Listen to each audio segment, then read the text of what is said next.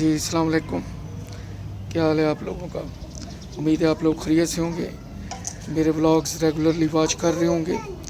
एक रिक्वेस्ट है कि प्लीज़ व्लॉग पूरा देखा करें और दोस्त अहबाब में इसे मस्ट शेयर किया करें, अपने कमेंट्स भी लिखा करें।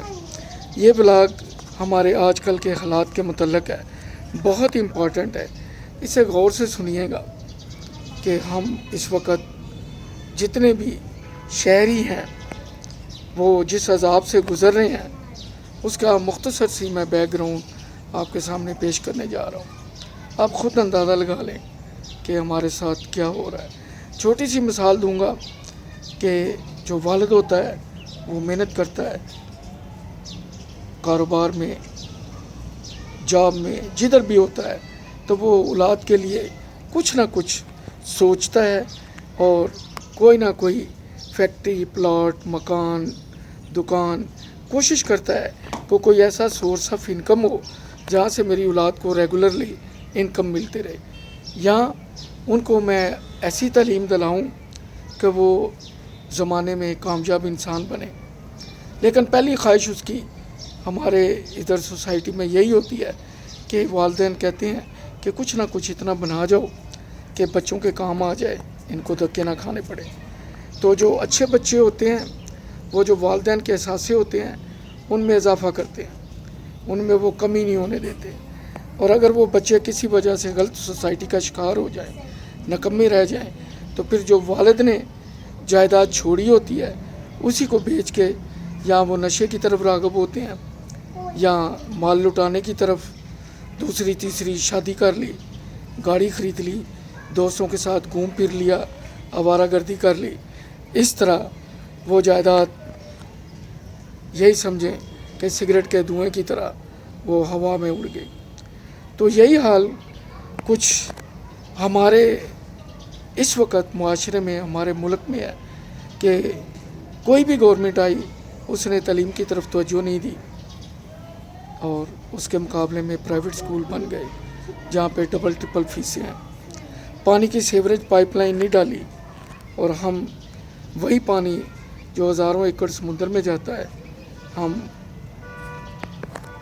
बोतलों में 70, 80, 90 रुपये की ख़रीद के पीते हैं। वही बिजली जो डैम से 4 से 6 रुपये में बननी थी, वही बिजली महंगाई दिन ख़रीद के तो हम बिल पे कर रहे हैं। वही गैस जो नायाब थी हमने CNG स्टेशन और यूरिया वगैरह में इस्तेमाल करके सारी ज़ाया कर दी और शहरी अब बार बार चूल्हा जला के देखते हैं कि गैस आई है कि नहीं आई। लेकिन वही गैस सिलेंडरों में शहरों में दुकानों पे दस्तयाब है और मुंह मांगे दस्तयाब है। यही हाल हेल्थ के शोबे का है। वहाँ भी सरकारी अस्पतालों में वो सहूलतें नहीं हैं जो प्राइवेट में हैं। जहाँ मरीज़ का 10-20 रुपये की पर्ची में इलाज होता है, वहाँ 10-20 हज़ार में होता है। हर एक शोबे का, हर एक शोबे में तनज़ली है। इसी तरह बैटरी माफिया है, जनरेटर माफिया है, LNG माफिया है। सिंपल सी आपको मिसाल देता हूँ, अगर किसी गली पे तनूर है, आप वहाँ देखते हैं कि 4, 5, 6 मुलाजम काम कर रहे होते हैं। उनको वो तनख्वाहें भी देते हैं, गैस का बिल भी देते हैं, किराए के मकान में भी रहते हैं। अगर वही तंदूर आप मिसाल के तौर पे गवर्नमेंट के किसी इदारों को दे दें तो 6 माह में वो खसारे में चला जाएगा।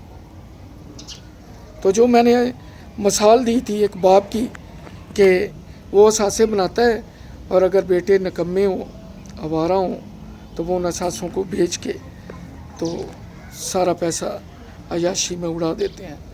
अब आप इसको देख लें, रेलवे को देख लें, स्टील मिल को देख लें, PIA को देख लें, बिजली के महकमे को देख लें, गैस को देख लें, हेल्थ को देख लें।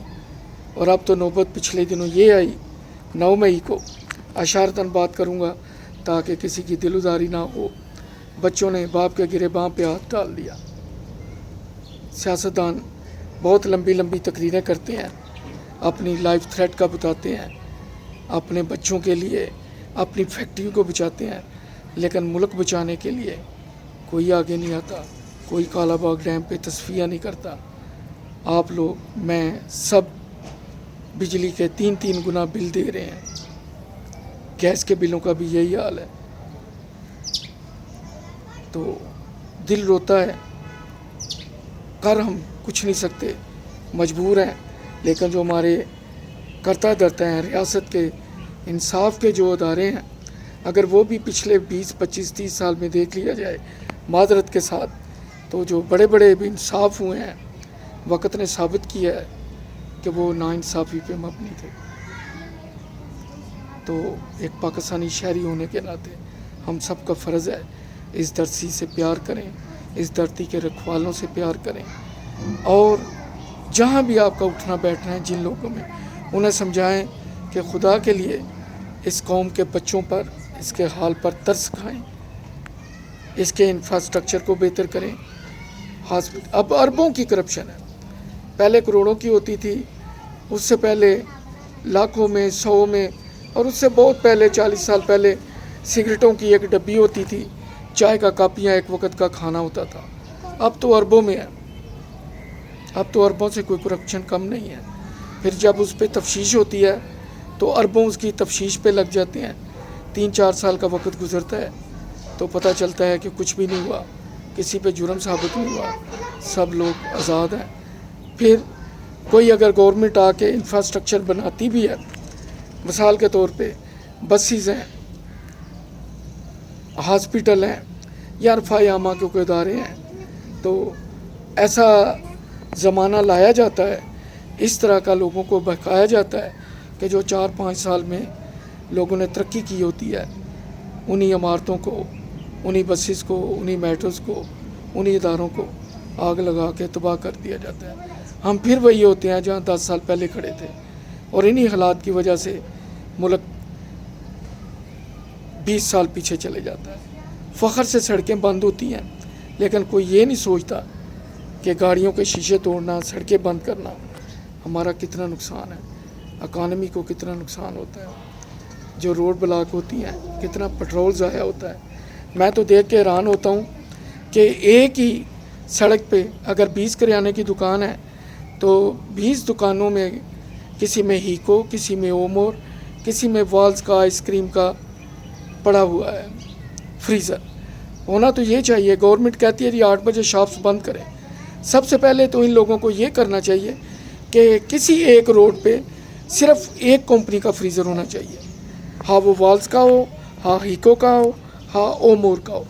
क्योंकि अगर 10 दुकानें हैं तो 10 दुकानों में 10 फ्रीज़र पड़े हैं मुख्तलिफ़ कंपनियों के, और 10 के 10 बिजली का इस्तेमाल कर रहे हैं। और इसी तरह वीजी कूलर भी हैं, डीप फ्रीज़र भी हैं, कोक का भी है, स्प्राइट का भी है, 2-2 रखे हुए हैं। तो ये भी ज़्यादती है। अगर इन पे पाबंदी लगा के किया जाए तो आप देखें कि हज़ारों नहीं लाखों यूनिट बिजली की बचत होगी। लेकिन करे कौन? क्योंकि हमारे जो करता धरता हैं, उन्होंने तो गर्मी में भी टाई लगाई होती है और कोट पैंट पहना होता है। ऐसे लग रहा होता है कि जैसे कहीं वो स्विट्ज़रलैंड में या मरी में खड़े होके तो तकरीर कर रहे हैं। ऐसे एहसास होता है कि वो ऐसी जगह पे खड़े हैं जहाँ गर्मी का तसव्वुर नहीं है। लेकिन उसके मुकाबले में जो आम शहरी है वो बेचारा पंखे की बिजली से भी महरूम होता है, और जो उसका 8,000 का बिल होता है उसमें तकरीबन 3 से 3,500 के टैक्सेस होते हैं। और सुनने में यही आता है कि जो बिजली चोरी होती है वो उनसे वसूल कर ली जाती है जो रेगुलर बिल देने वाले हैं। अगर मेरे इस व्लॉग में किसी की दिल उजारी हुई है तो मादरत चाहूँगा, मुझे अपनी दुआओं में याद रखिएगा। अपने कमेंट से ज़रूर लिखिएगा और शेयर कीजिएगा। शायद कोई ऐसी प्रॉब्लम, कोई नुक्ता जो मेरी नज़र में नहीं रहा, ज़रूर हाईलाइट करें। आपकी मेहरबानी होगी। शुक्रिया, मुझे दुआओं में याद रखें।